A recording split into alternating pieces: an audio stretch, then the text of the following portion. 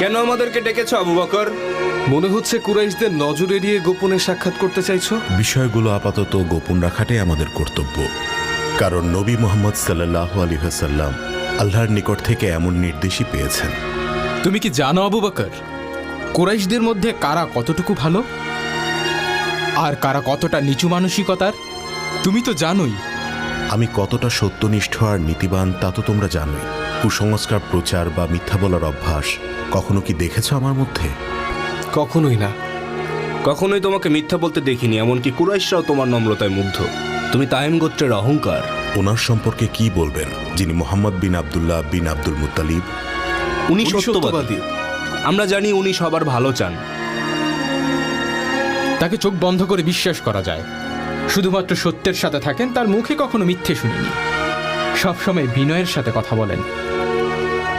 আল্লাহর শপথ, মোহাম্মদ সম্পর্কে তুমি সত্য বলেছ। তার সাথে কথা বলতেও আমাদের ভালো লাগে। তার সততার সুনাম তো মক্কার সবাই করে। আর সেই মুহাম্মদ আপনাদেরকে আলোর পথে আসার আহ্বান জানাচ্ছেন। এই আহ্বানের উদ্দেশ্য? পরম করুণাময় আল্লাহ সর্বশক্তিমান এবং তিনি সবকিছুর স্রষ্টা। মুহাম্মদ আল্লাহর প্রেরিত বার্তাবাহক। লাতুজ জামানাতের মূর্তির কাছে মাথা নত করা থেকে বিরত থাকতে হবে। মুহাম্মদ নিশ্চয়ই আমাদের ভালোর জন্যই এই আহ্বান দিয়েছেন। সময় নিয়ে ভেবে দেখতে চাও?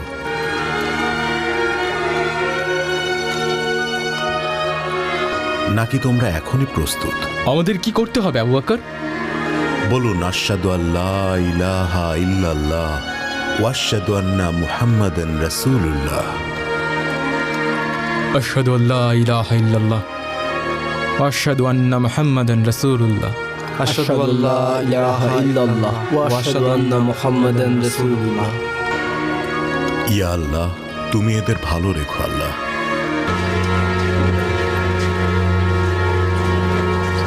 তুমি কি করছো জাইদ? জাইদ, কথার উত্তরও কি দেবে না? আসসালামু আলাইকুম ওয়া রাহমাতুল্লাহি ওয়া বারাকাতুহু। আসসালামু আলাইকুম ওয়া রাহমাতুল্লাহি ওয়া বারাকাতুহু।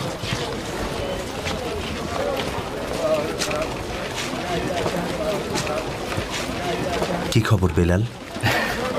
জাইদ, তুমি এসব কি করছিলে বলো তো? বলা ঠিক হবে না বেলাল। বলা ঠিক হবে না? তুমি কি ভাবছো আমি অন্যদের বলে বেড়াবো? আমাকে বলতে পারো, হয়তোবা এতে আমাদের দুজনের জন্য ভালো কিছু হতে পারে। তুমি গোপন রাখবে তো বেলাল? তোমাকে লাত আর উজ্জার কসম দিলাম। না লাত না উজ্জা, কোনোটাতেই আমার বিশ্বাস নেই বেলাল। বিশ্বাস নেই?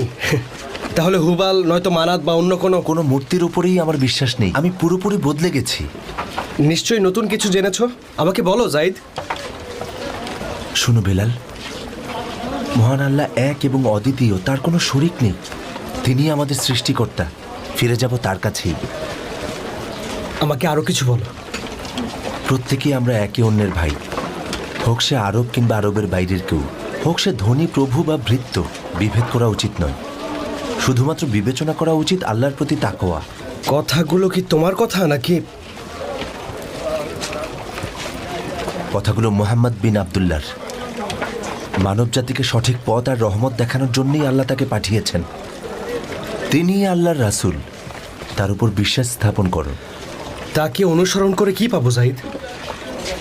জান্নাত আর পরকালের শান্তি। মৃত্যুর পরে তুমি জান্নাতবাসী হবে বেলাল। তাহলে আমার কি করতে হবে? আমার সাথে বলো তুমি, আশহাদু আল্লা ইলাহা ইল্লাল্লাহ আশহাদু আল্লা ইলাহা ইল্লাল্লাহ ওয়া আশহাদু আন্না মুহাম্মাদান রাসূলুল্লাহ ওয়া আশহাদু আন্না মুহাম্মাদান রাসূলুল্লাহ।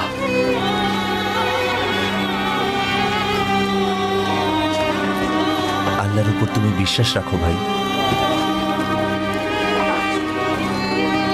ভাই? হ্যাঁ বেলাল, ভাই। প্রত্যেক ইমানদার একে অন্যের ভাই।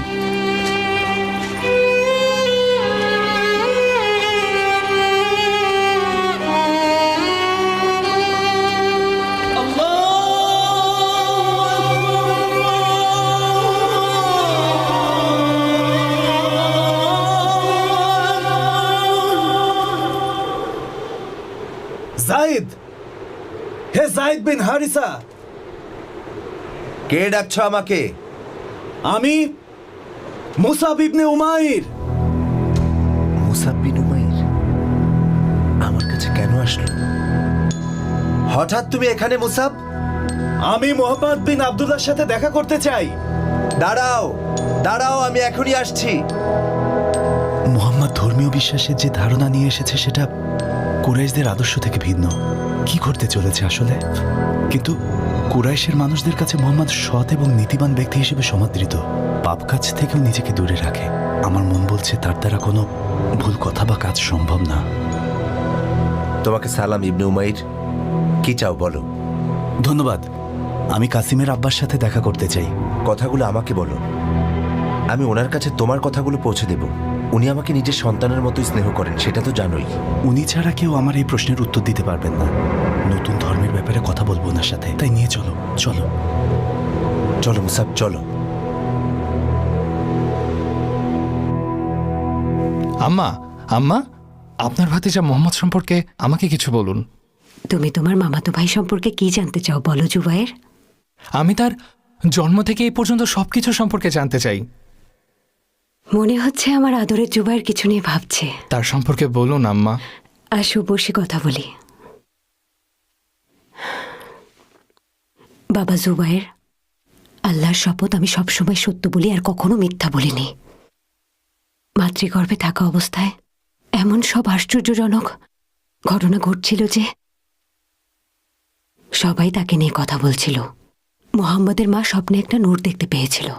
সেই নূর তার ভেতর থেকে বেরিয়ে বাইরের প্রাসাদগুলো আলোকিত করেছিল। আল্লাহর অশেষ রহমতে দুগ্ধ পোষ্য হিসেবে সে বেড়ে উঠেছিল সাদ গোত্রের কাছে।